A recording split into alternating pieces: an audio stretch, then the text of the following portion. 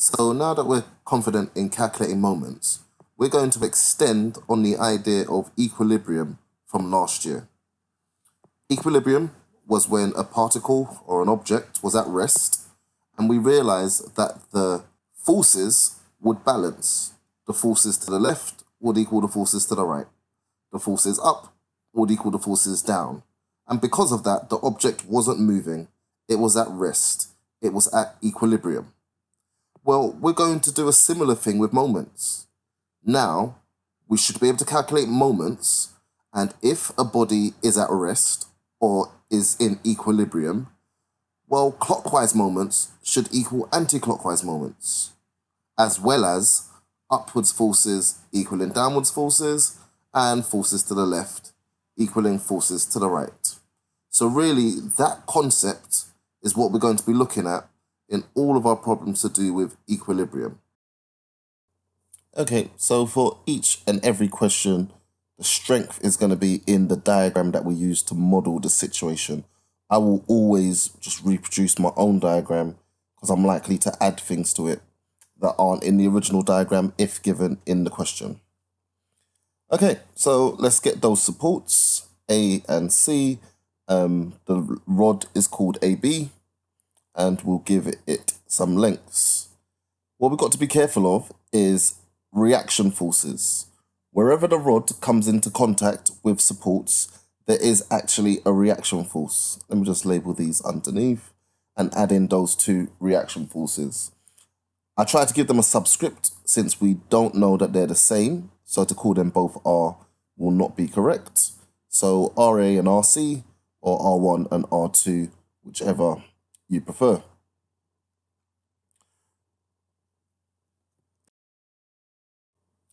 Now we can read through the question for some extra information, and almost straight away we were told we're working with a uniform rod. This means the center of mass for this rod, we're going to model it right at the center of the rod. Since it was a 3-meter rod, we should be modeling it 1.5 meters in. So actually, I'm going to redraw some of these distances. So here's the weight of the rod. And rather than the 2 meters, I'm more interested in the 1.5 meters and the 0.5 meters. So I recommend you're always showing distances in between consecutive points of interest on the rod. Okay, next we'll get into our strategy. The first thing to do is to resolve forces vertically. Everything up equals everything down. R1 plus R2 equals 20 newtons. We can come back to this later. Next, we need to choose a point to take moments from. I recommend that you always choose one of the support points to take moments from. Some people choose the end of the rod or the center of mass. Much better that you pick one of the support points. Main reason being, it eliminates one of the reaction forces. And we don't need to consider it in our calculations. So let's go ahead and take moments from A. Okay, so the distance to the weight is 1.5 multiplied by 20. That's the moment. That's the only clockwise moment. And my anti-clockwise moment is the 2 meters to reaction 2 multiplied by R2. All right, some sensible rearranging, and I can get a value for R2. It's going to be 15 newtons. And if I know R2, going back to my original equation from resolving forces, I can quite quickly deduce that R1 must be 5 newtons. And there we go, we found the magnitude of those two reaction forces. Resolving vertically and taking moments is always the strategy.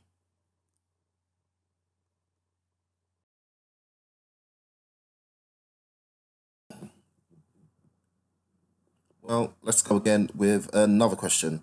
This time there are additional forces. We've got a person who's standing on the beam. We're told once again that the beam is uniform, and we know the mass of the beam, and we know its length, and I know the distance from the end of the beam to each of these supports. That's what I've got on the diagram so far.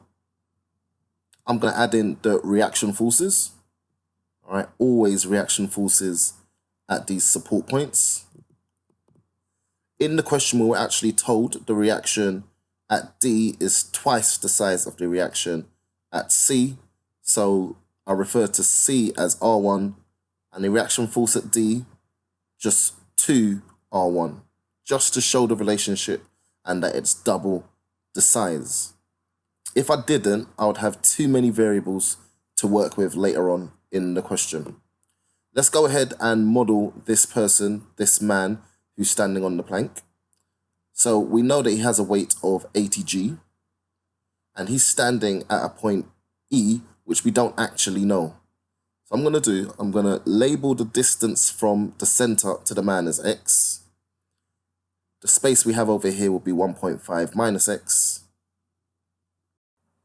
And I'm going to go ahead and use these variables, these lengths, and these forces to solve and work with the rest of the question.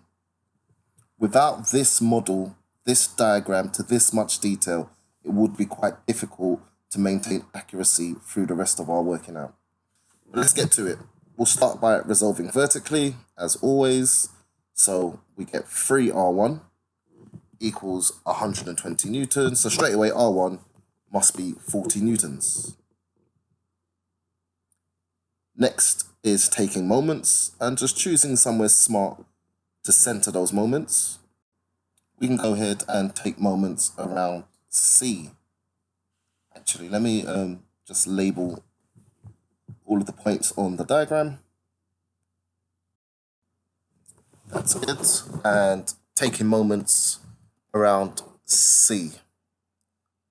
Okay, so we've got two clockwise forces, being the 40 newtons, which is 1.5 meters away, and also the 80 newtons, the weight of the man, which in total is 1.5 plus the unknown X distance away. So those two moments are added and should equal the anti-clockwise moment, which altogether is going to be 3 meters multiplied by 2R1. All right, so really we're trying to solve, so let's just expand and simply arrange and get a solution for X.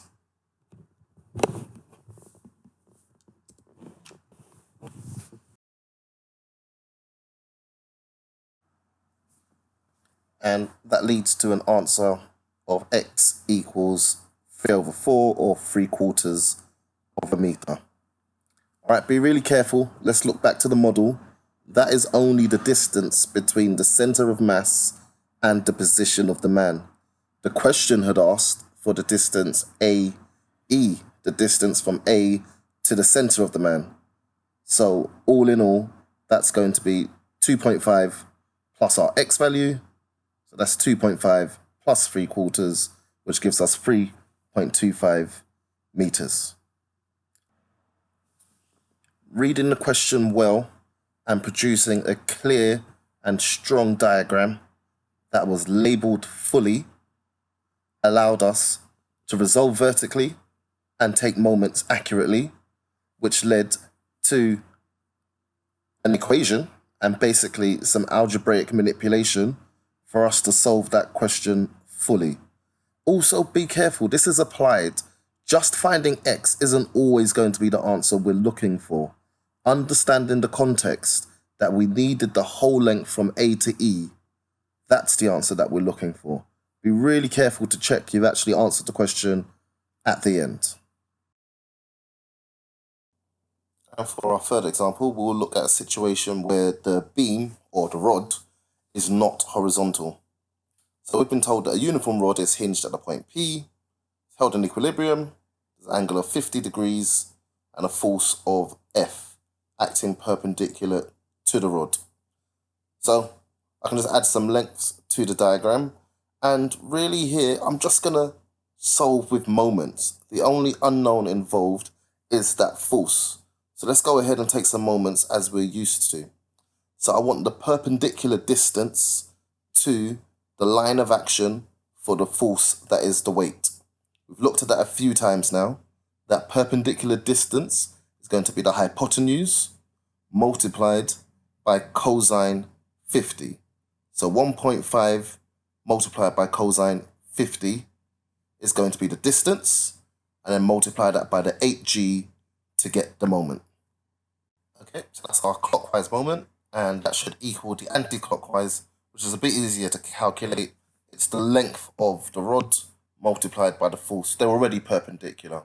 So that's going to be 3 multiplied by F. Let's just rearrange, and that will help us to find F.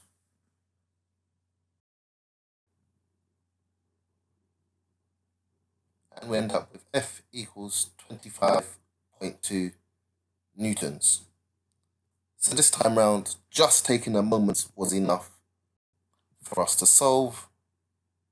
But as I said before, your strategy is resolve vertically, take moments, and you should have all the information you need in front of you. Okay, Sarah, and we're just about finished. But before you move on to some practice questions, let's take a quick look at the specification and exactly what it is that students are expected to be able to show. Exactly what the examiners are anticipating you'll be confident in. While you read through, I want to quickly remind you that it will be sensible for you to come back and watch this video, re-watch this video at a later date. Maybe come back in 2 or 3 weeks, or just before an assessment.